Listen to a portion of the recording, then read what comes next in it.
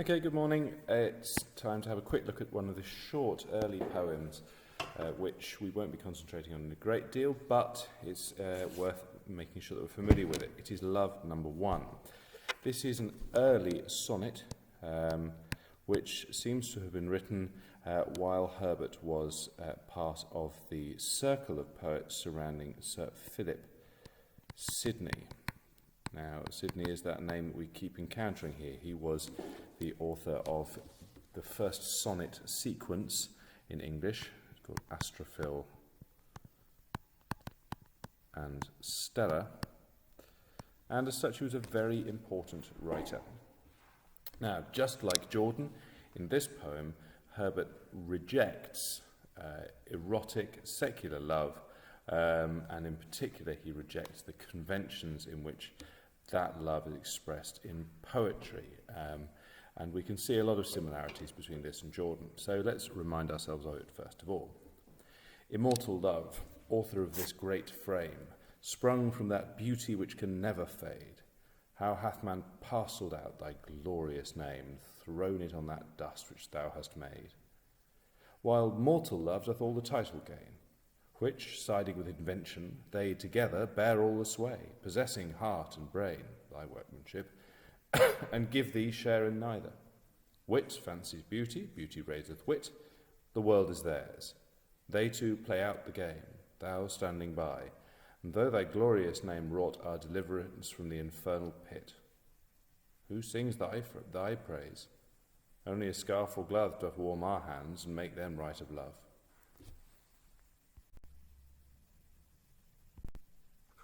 So let's spend a few moments going through the poem, making sure we understand it. The immortal love of the first line is quite clearly God. The great frame, which is referred to at the end of that line, is the universe, the whole cosmos. So there's perhaps also a reference to the human body, but this is Herbert explicitly stating that God is creator of everything. The immortal love which is sprung from that beauty which can never fade. Again, a reference to God's immortality, so the beauty of divine love which is immortal. The next line is a reference to the way in which man has parcelled out. Now, to parcel out in this sense means to divide up. If you think about land being parcelled up or parcelled out, it means to divide into small quantities. And so it's a criticism of the way in which man has tried to divide up into small parts the overwhelming and immortal beauty of divine love. And this next line, thrown it on, is a criticism of the way of the theme of what becomes the poem's theme, which is that man has taken upon himself the credit and the glory of divine love. In other words, man attributes to erotic love the credit which should go to divine love. I'll say that once more again. This image of throwing it, in other words, thy glorious name, on the dust, which is a reference to our body. If you think about the way that God formed man out of clay in Genesis, and also the important dust to dust line from the funeral service. The idea here is that man, in Herbert's view, has unlawfully taken upon himself the glorious name of God and given it to erotic love. So if we see erotic love as being a property of the human body, then we understand Herbert's criticism. And what's quite clever about this sonnet is that the argument of the first 4 lines spills over into the 5th, while mortal love doth all the title gain. And here is Herbert's criticism summed up in one line. Mortal love is erotic love. And the title is like saying is the credit. The prestige, sorry.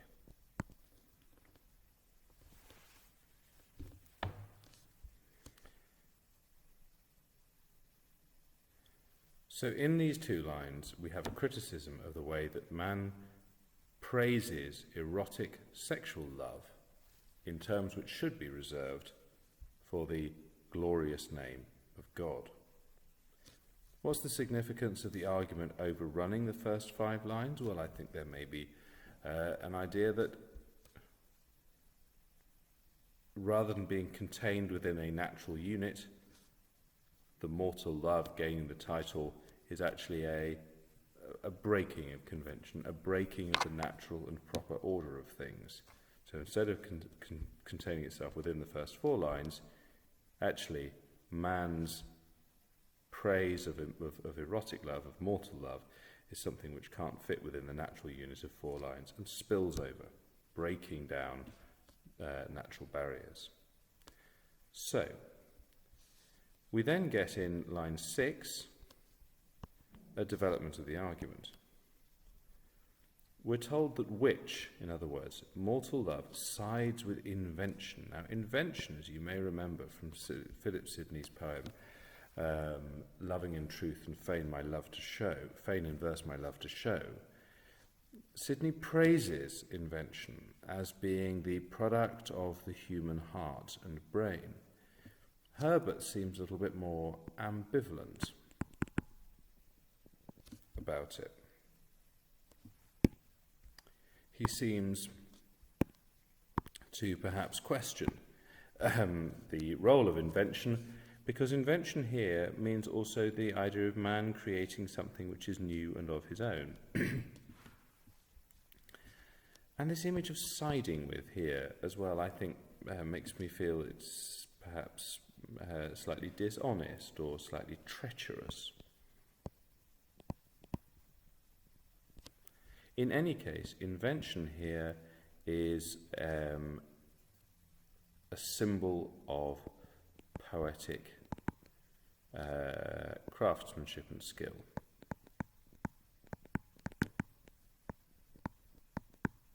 And this word invention is important because it contrasts with workmanship 2 lines later, which I'll explain in just a moment. So anyhow, invention and erotic love bear the sway. In other words, they govern and rule. They possess heart and brain. Note the almost magical overtones of the word possess, perhaps even an implication of witchcraft. The speaker in the poem can't quite resist, in line 8, the urge to draw the reader's attention back to God, thy workmanship. I read this line as perhaps this is a sign of Herbert not yet being fully mature as a poet. I don't think he quite controls the tone here right. It has something of the playground sneak rather than, or the classroom suck-up, rather than a devoted religious love. Anyhow, the speaker is drawing our attention back to the fact that God is the craftsman, the workman who has created mankind, thy workmanship. And the image of God as a creator is one that's very important in Herbert's poetry. Now, man gives thee share in neither. In other words, this is an image of man's selfishness. After the Volta, well, actually there is no Volta really in this poem. The argument continues. Wit fancies beauty, beauty raiseth wit. Now, those of you out there who like a really nice rhetorical term will note that this is an example of anti-meta-bole. Ooh, there we are. Splendid rhetorical term. Anti-meta-bole is where you have the repetition of words but in inverted order. So wit, beauty, beauty, wit. In other words, wit not fancies as in the modern sense of is attracted to, but means ornaments or adorns. So wit ornaments beauty. Beauty raiseth wit. In other words, it improves it. And this rather powerful statement, the world is theirs. But the world is a word with a series of meanings in Herbert which you need to be attentive to, because the world is that which is not God's. In fact, in the baptism service, a child promises to stand, or the godparents rather, promise to help the child stand up against sin, the world, and the devil. The world meaning corruption and sin. So, though the world is theirs, is an acceptance of the power of erotic love combined with human invention. The prize they gain is the world. It's a place of sin and corruption. They too play out the game, thou standing by. And again, our thoughts return to Christ, or to God. Standing by, in other words, looking on. And though thy, in the sense here of,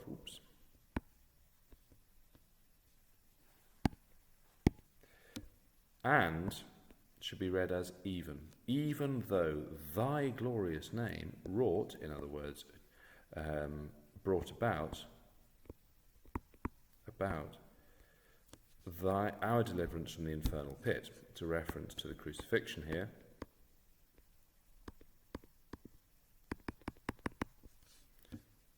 The idea being that we are obsessed with love and wit and beauty and erotic love, whereas actually the thing we should be thinking about is the way that Christ's glorious name brought about our deliverance from the infernal pit, being, of course, hell.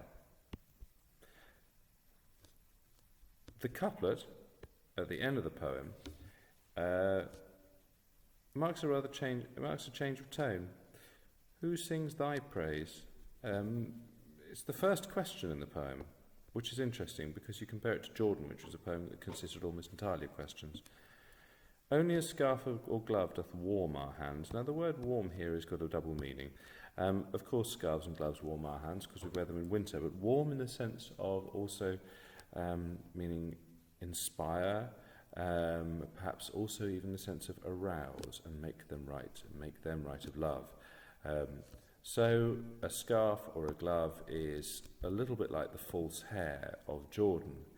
It's an image of superficial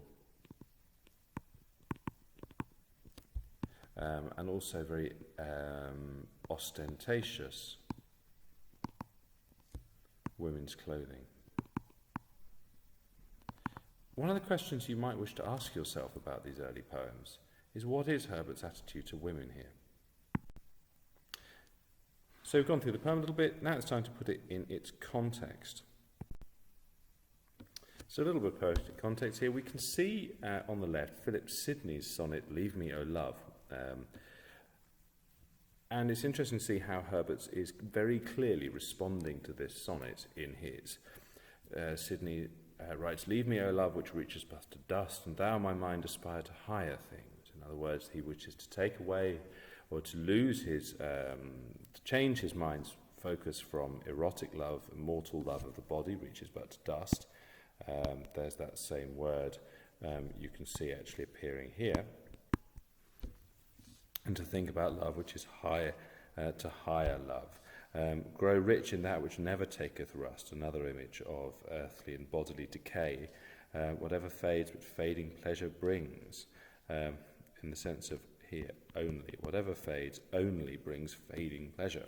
Draw in thy beams and humble all thy might to that sweet yoke where lasting freedoms be. The sweet yoke here, as I'm sure you're all thinking, oh, that's a nice example of an oxymoron. A yoke is something that you would put around the head of cattle to help them pull the plough. But here it's a sweet yoke, which breaks the clouds and opens forth the light, that both does shine and give us sight to see. O fast take hold, let that light which be thy guide in this small course which birth draws out to death, and think how evil becometh him to slide who seeketh heaven, and comes of heavenly breath. Then farewell, world, thy uttermost I see, eternal love, maintain thy life in me. I think what I find interesting here is that Sidney is quite clearly, at this stage in his career, a better poet. There is a great deal more skill in this, but you can see how Herbert is drawing on the ideas in his poem but being much more explicitly religious.